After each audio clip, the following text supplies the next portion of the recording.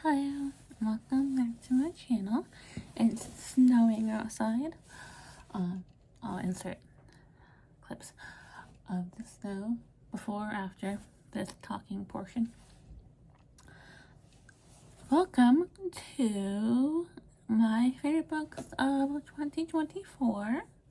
Happy 2025. I read over 100 books last year. I don't set reading goals, but I happen to read that many books, and I think that's probably as many books as I've read in a year in my whole life.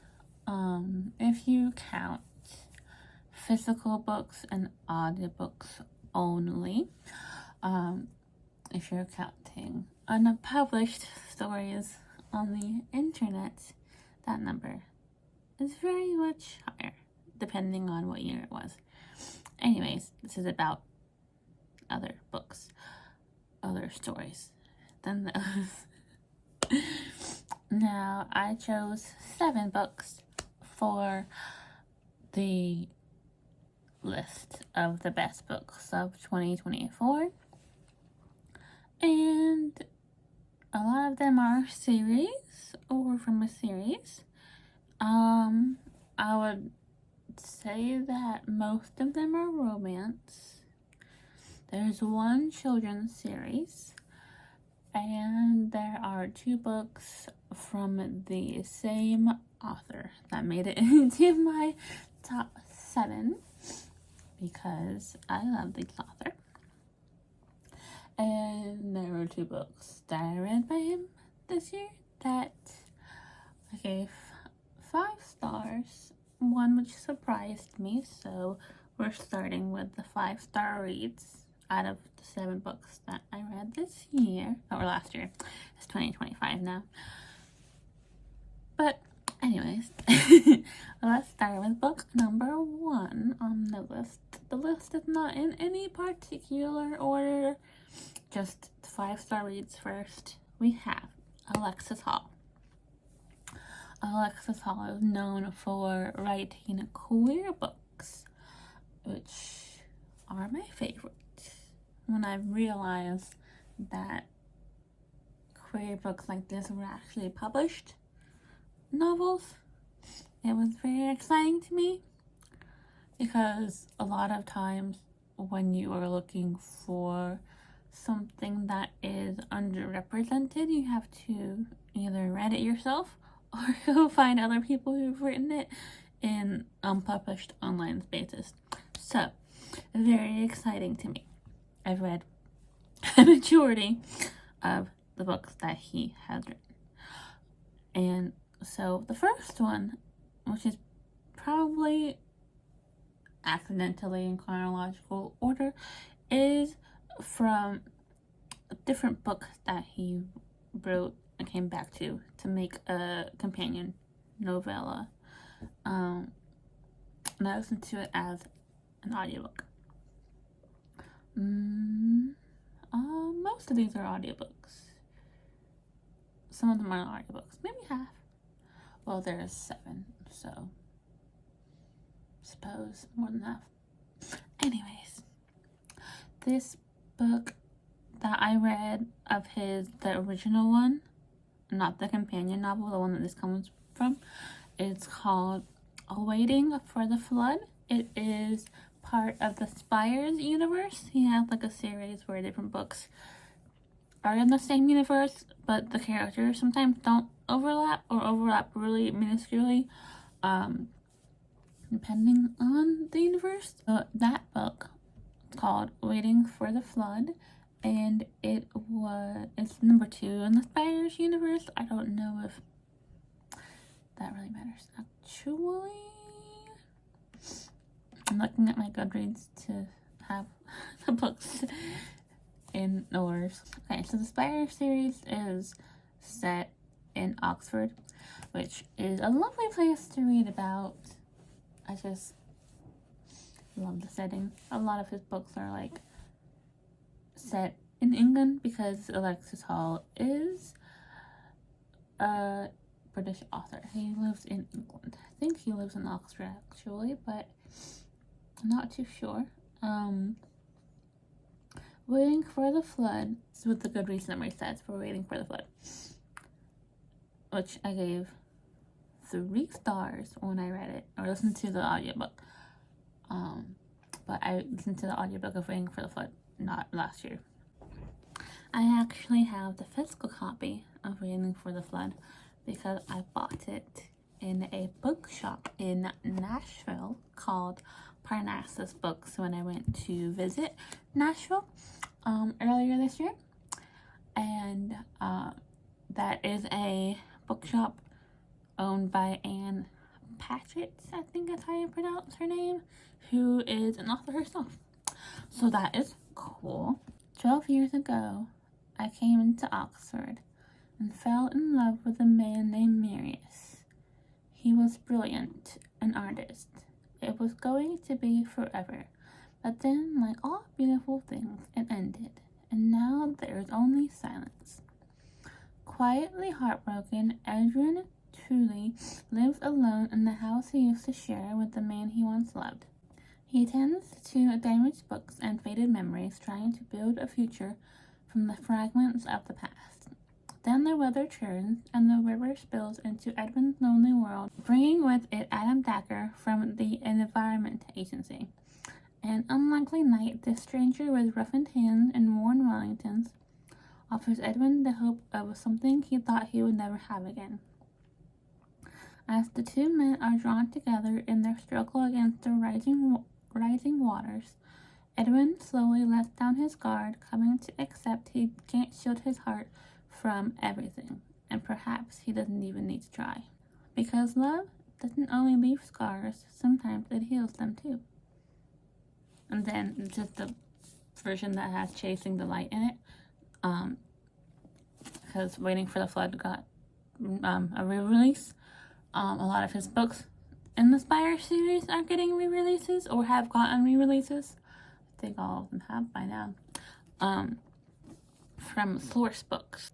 This lyrical LGBTQIA+ romance contains never-before-seen content and exclusive bonus material, including a new story, Chasing the Light, which follows Marius as he rediscovers love and the complicated joy of being truly alive.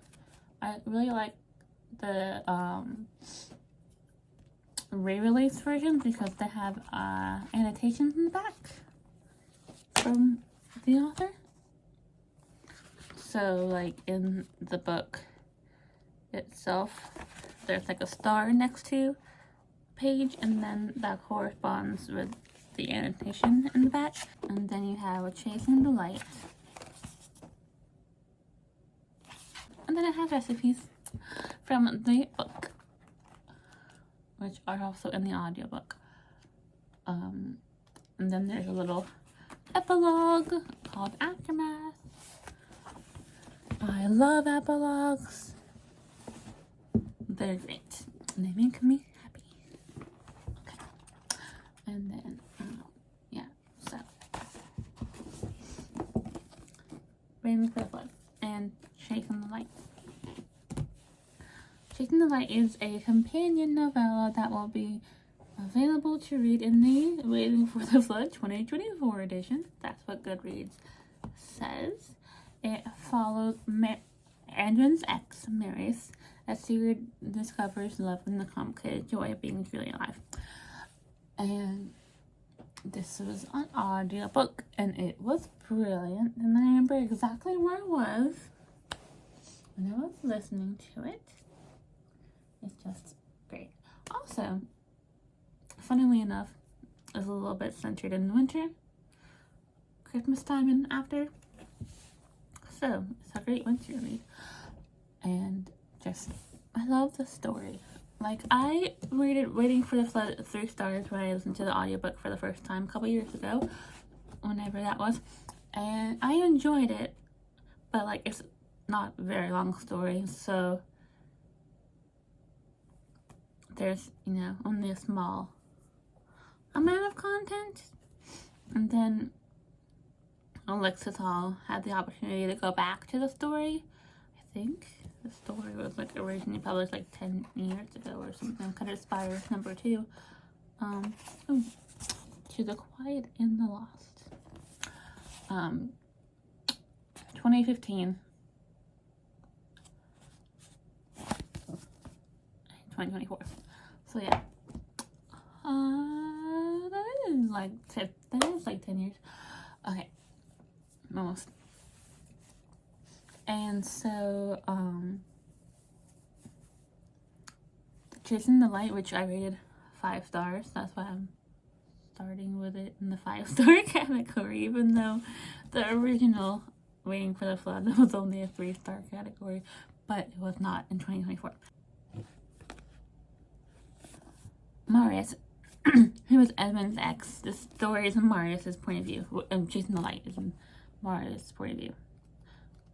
Waiting for the Flood is in Edmund's point of view. Chasing the Light.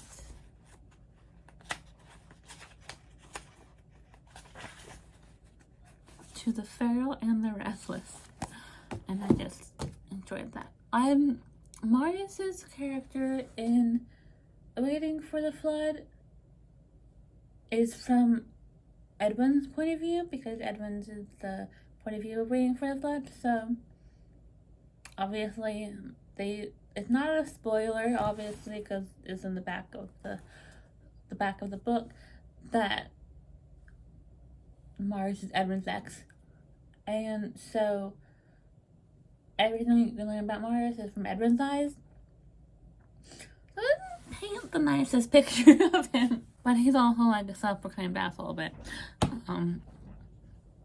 Changing the Light from his point of view is delicious, though. He meets a man named Leo, and so that is the love interest of the story, because they're contemporary romances, and it's just very, very good. And I don't know what to think about it without spoiling it. But if you want to read about someone who lives on a houseboat, that's very fascinating. If you want to read about like a tortured artist, that's very fascinating. Those themes are in Chasing the Light, which is the companion novel to Waiting for the Flood, which I gave 5 stars because it was brilliant. I don't have anything highlighted to read because I listened to the audiobook. So,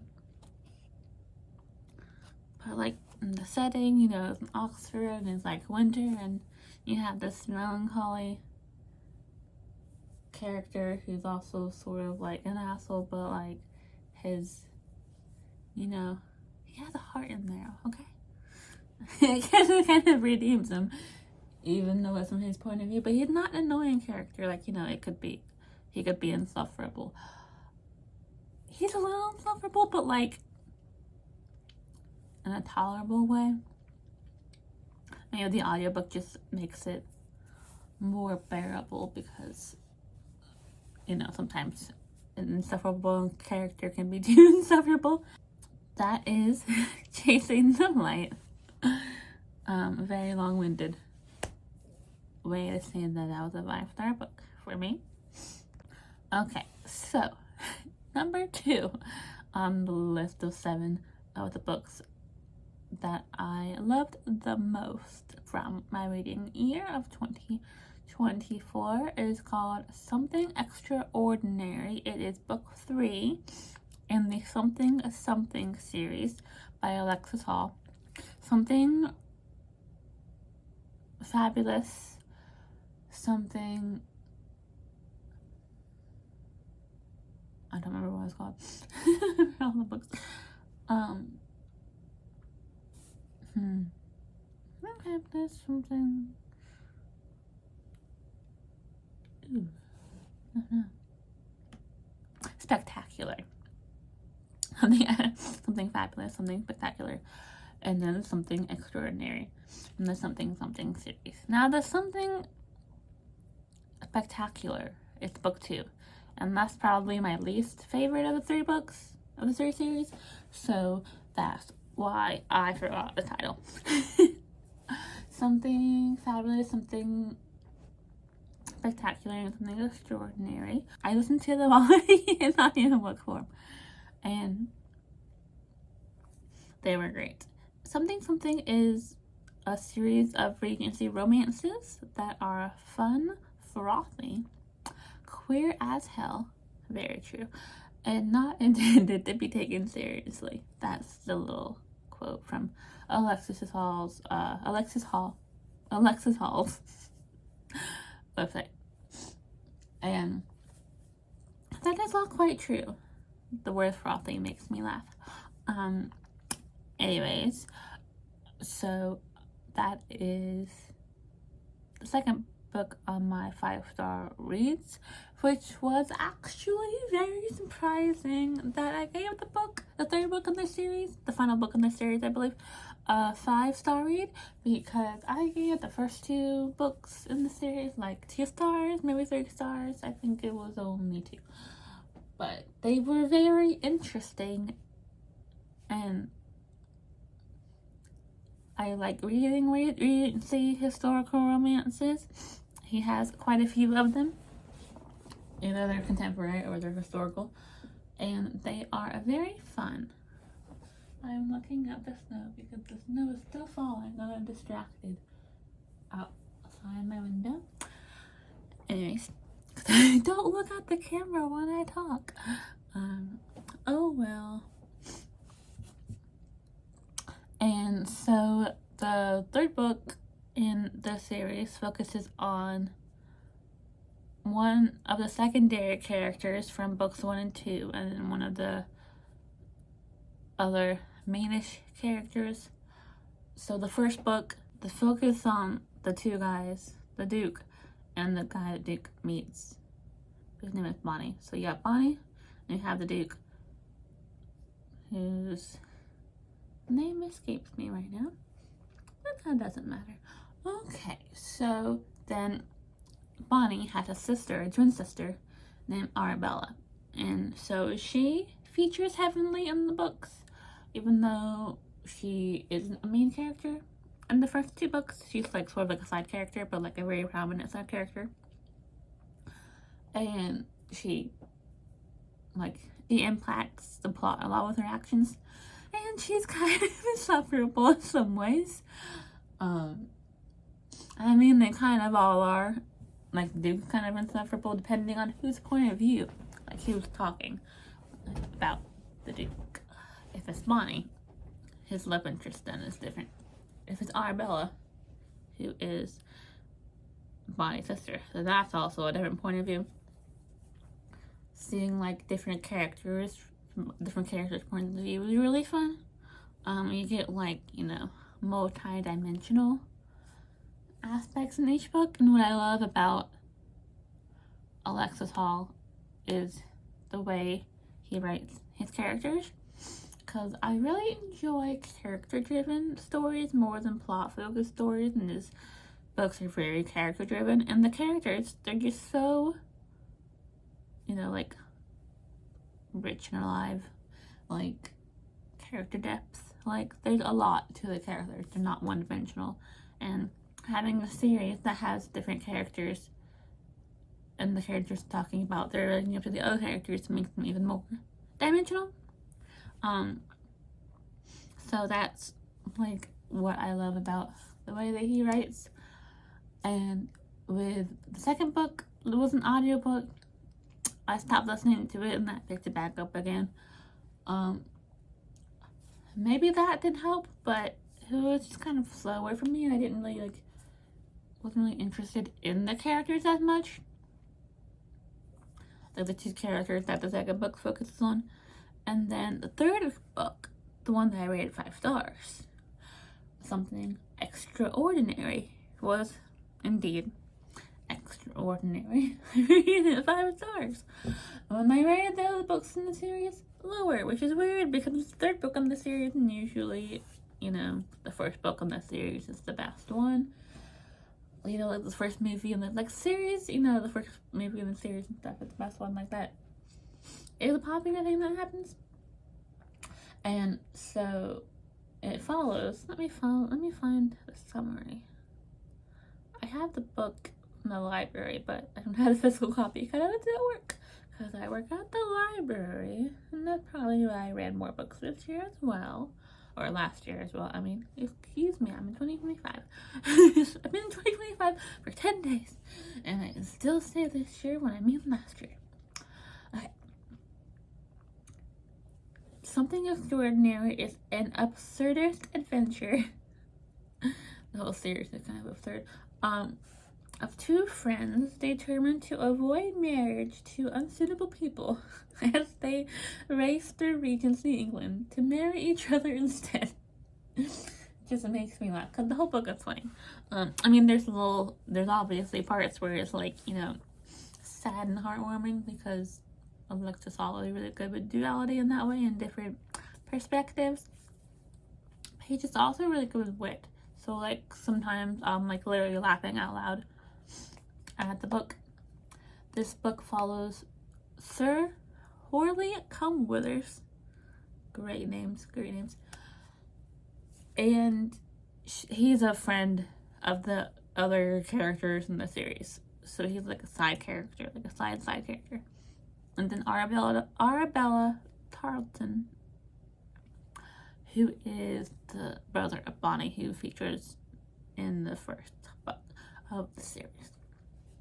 This is the Goodreads summary.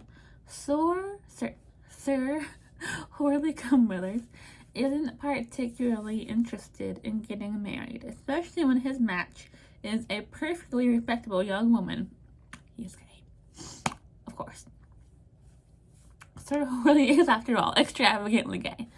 Haha, that's what it says. But I just spoiled it because I was like, well, because he's gay, obviously. But he's resigned to a fate there's no point resisting until our dear friend does it for him. Arabella Tarleton has no interest in romance, but even she can see that Sir Horley's nuptials are destined to end in a lifetime of misery. Well, not on her watch. I can't even read this with a straight face. And what are friends for, if not abducting you on your wedding night in an overdramatic attempt to save you from a terrible mistake? Their journey to Gretna Green, which is in Scotland, is a hodgepodge of colorful run-ins and near misses with questionable innkeepers, amateur highwaymen, over-attentive writers, and scorned fiancés. Then again, a bumpy road is better than an unhappy destination. But when it comes to marriage, Arabella goes by Belle, Belle and Sir Horley are about to discover that it's not what you do or how you do it, but the people who you choose to do it with that matter most. And that is in the historical romance Regency series. So that's the time period that it's set in, and it is very funny and quirky. And it is, this book at its core, the reasons that I loved it was the queer platonic romance. Not really romance, it's more like friendship. But friendship and romance, there's a fine line in this. And so you have Arabella and Sir Horley, and they are friends. And Arabella stops him from getting married to a woman because he doesn't want to get married to a woman. But that's part of the story. And then Arabella doesn't want to get married, like, to anyone really. like she doesn't really want a romance, like either way. And so this book is just brilliant in the exploration of like the friendship through a queer lens. Like there's a lot of it is very queer. And then like relationships with other people in the book, and like the journey that they're going on and where the book ends up.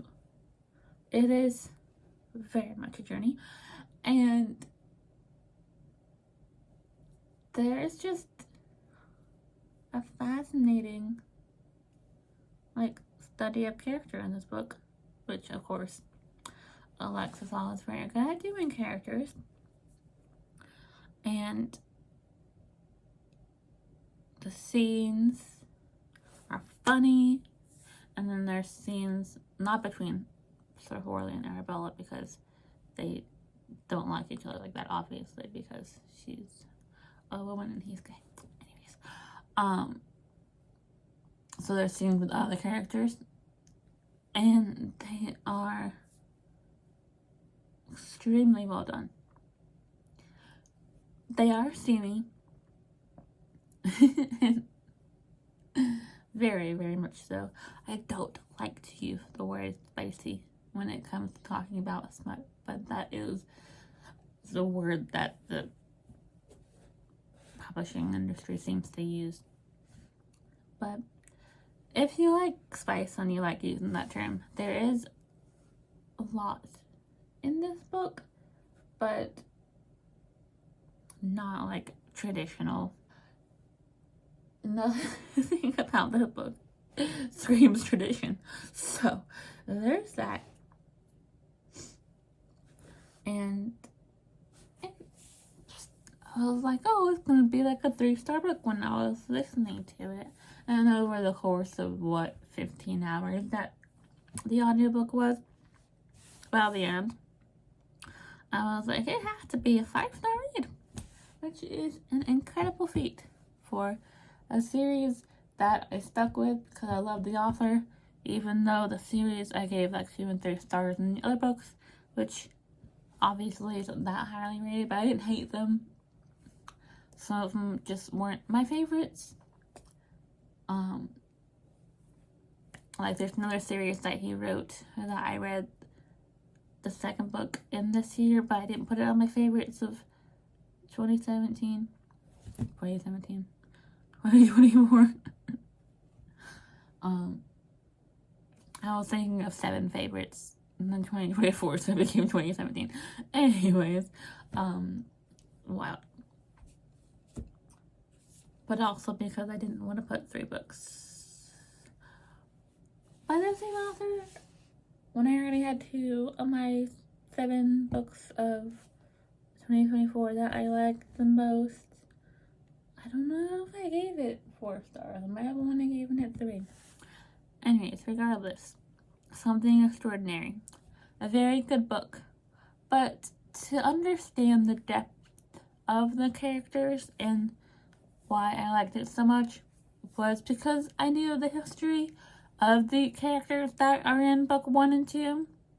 So you kind of have to read those 2 books to understand the, amount of depth in book 3, like the emotional depth and like the payoff and like the scenes that happen, knowing the backstory is really important. And I think maybe that's why it was also a 5-star read, because it's sort of like it's a culmination of all of it, because I'm almost positive it's the last book in the series. It was a duology and now it's a 3-book series. Trilogy. That's the word. There must be a word for 3 books in the series. Trilogy. Anyway, so that's Something Extraordinary by Alexis Hall. Book 3 in the Something Something series. I'm only on book 2 of 7.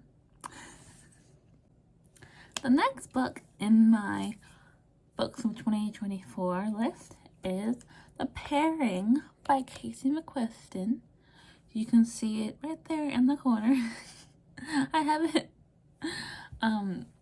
you know, sitting on a little shelf. So I'm not going to take it down because I'm not going to stand up the same way if I do that. But I have it at a other vlog of when I bought it from the local bookstore because I just loved it so much. When I listened to the audiobook, I was like, this is a book that I want to buy. I don't buy a lot of physical books. As in the audiobooks, or I get them from the library.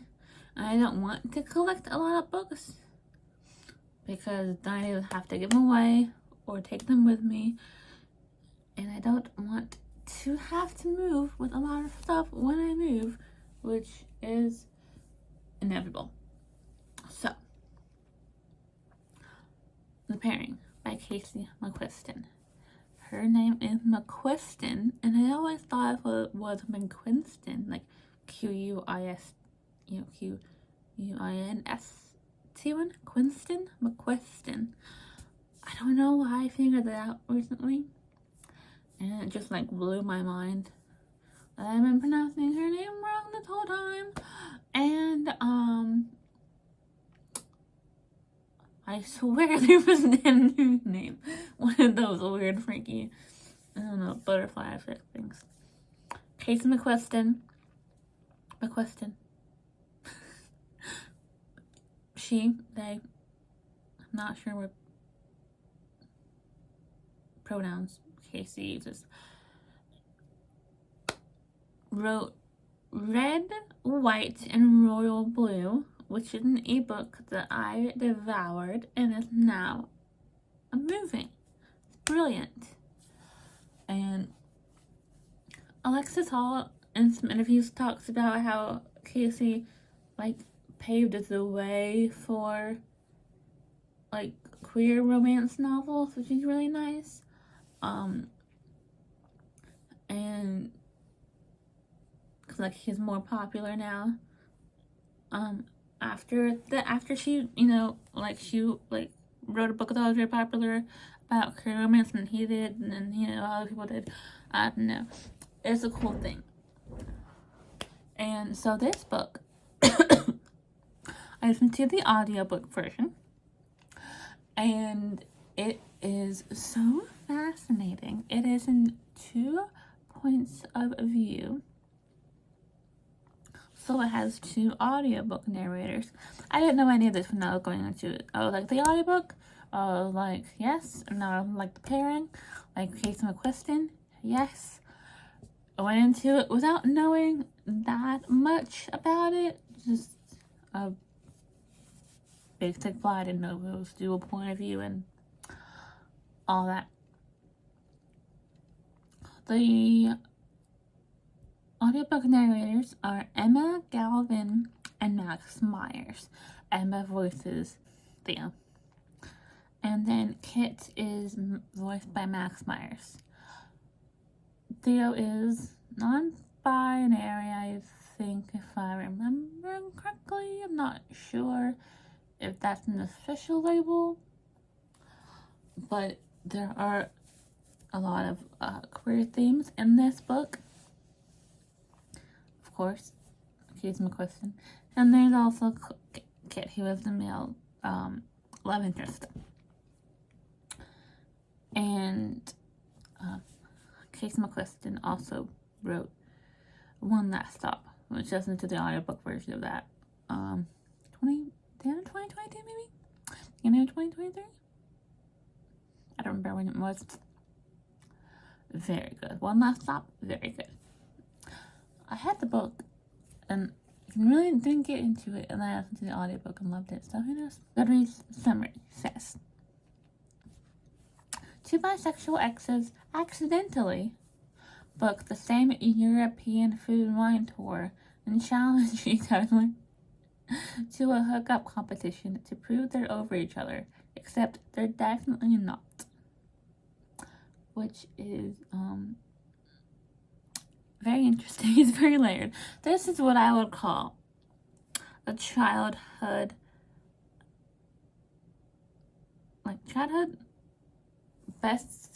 friends to lovers to exes and strangers to strangers and exes, and then friends again, and then friends with benefits to lovers.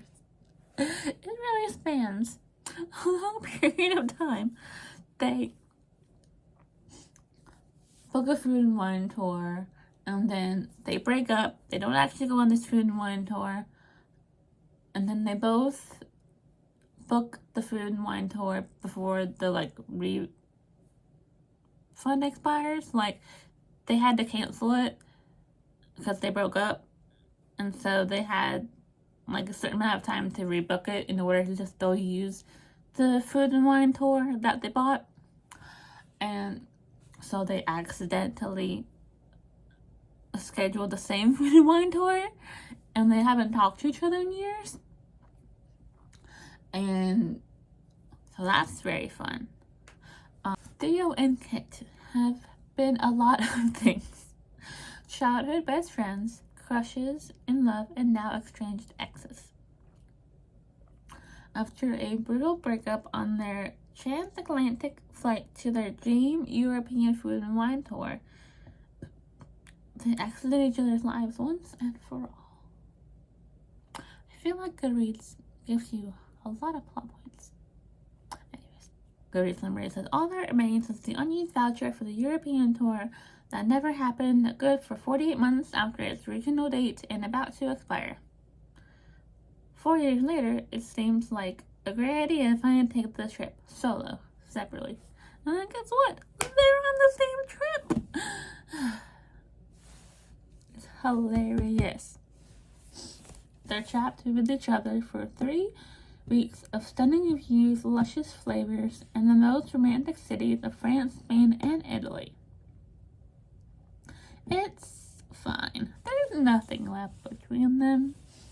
So much nothing that when Theo suggests a friendly wager to see who can sleep with their hot Italian tour guide first, Kit is totally game.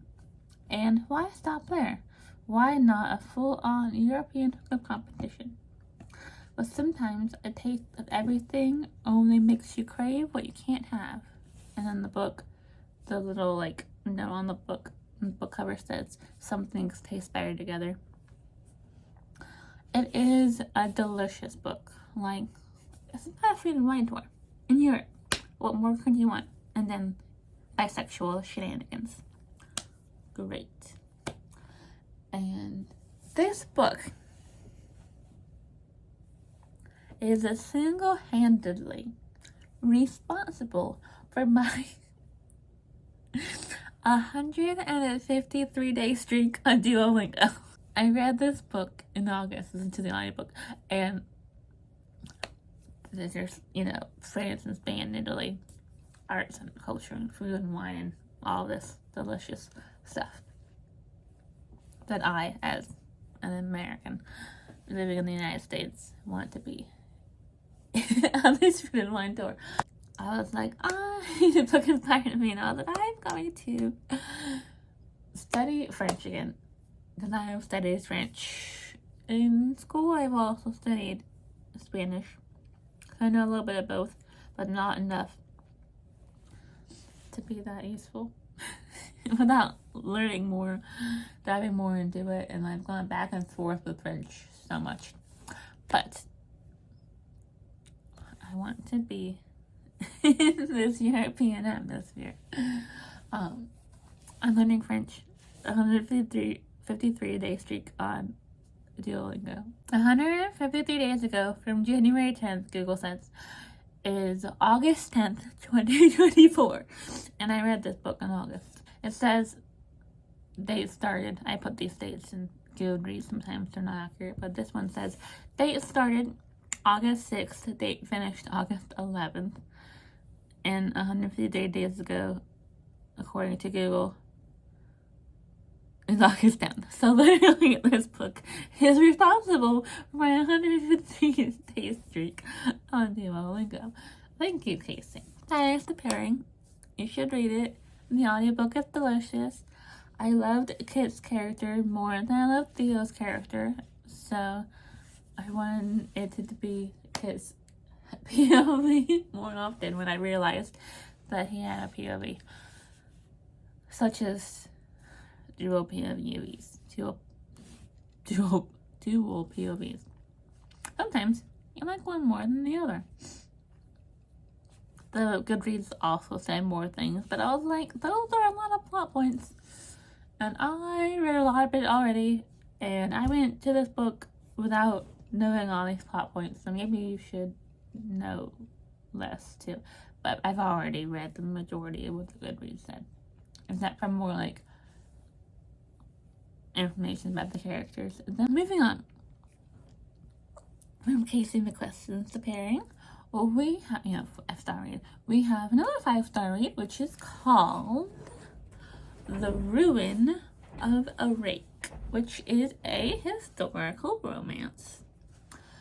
And it is by Cat Sebastian. It is the 3rd book in the Turner series, which has 4 books. Technically the 4th book is a novella, but I read all 4 of those. I also read her Regency Imposter series, which is another historical romance. And there are these little tiny paperbacks that have little tiny fonts, but they're really good. She has a couple other ones.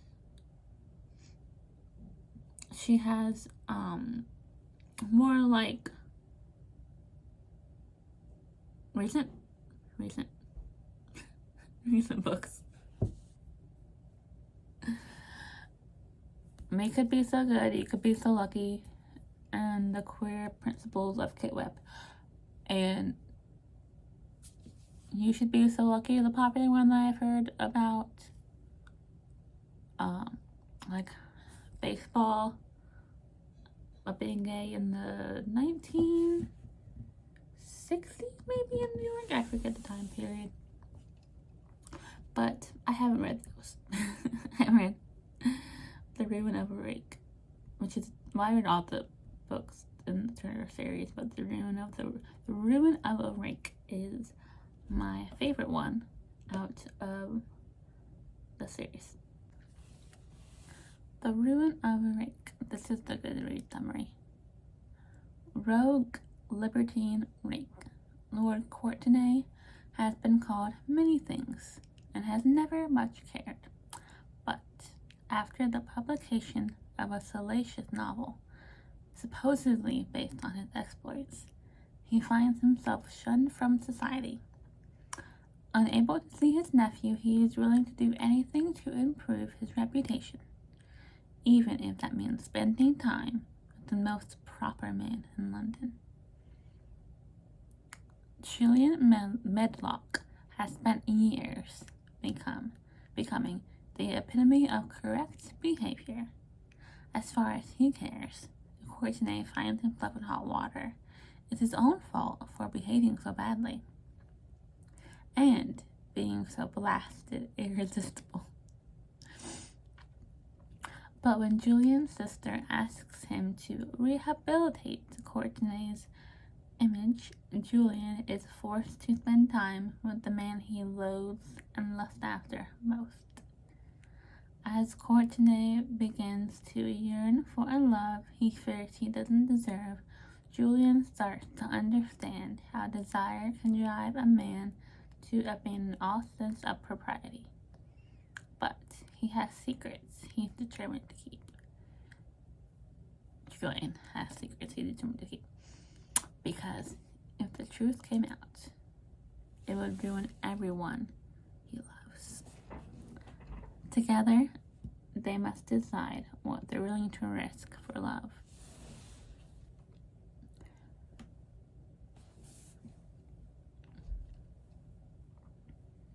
This book is from 2017, and it is very good. And if you like reading about rakish characters, on one hand you have Lord Courtenay, who is like this, rake, and this person who doesn't care what anybody else thinks of him. Until there's a novel, which is supposedly based on everything he's done. So, rumors are different than, a book published about you. And then Julian, who has spent years becoming this, correct, proper man of London, historical romance, historical time period. So you have like this dichotomy of characters. It's very good. Next up, we have Bride by Ali Hazelwood, a 4-star read, and a book that I made a whole video about. So if you want to know more of my thoughts on this book, you should go watch that video.